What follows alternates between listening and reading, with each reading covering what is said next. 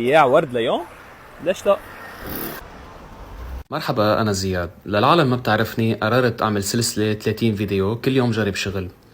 تابعوني، اعملوا لي فولو لحتى تشوفوا الفيديوهات اللي جاية. اليوم ماني جاي اعمل روميو، لا اليوم جاي نازل بيع ورد، وخلنا نشوف كيف كانت التجربة. في عندك مشكلة استلم عنك الورد انت وحدي ونجرب نبيعهم سوا؟ ما في مشكلة، فكرة معينة. ده زميلي لليوم. شو الاسم؟ مصطفى. على راسي يا مصطفى. هيك كل ورد حلوين. بالعادة قد ايه بتضلك وقت تقريبا لحتى تبيع؟ هلا ايام عادي بتشتغل بين الساعة والساعتين يعني. بين الساعة والساعتين. وايام بتضل طول النهار. حلو.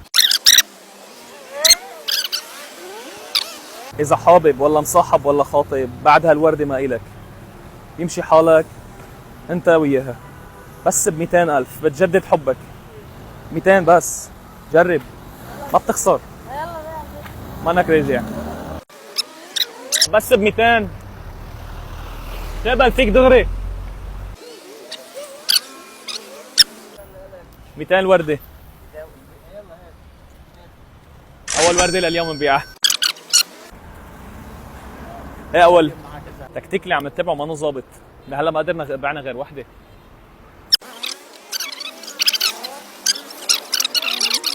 ثاني ورده نبيع لليوم.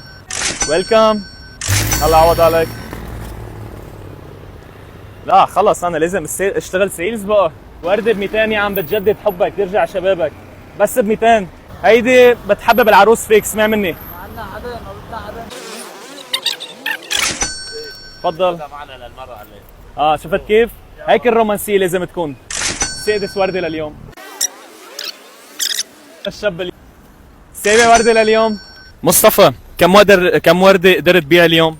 7. 7. شو رأيك بمهاراتي بالبيع؟ قد بتقيمني من 10؟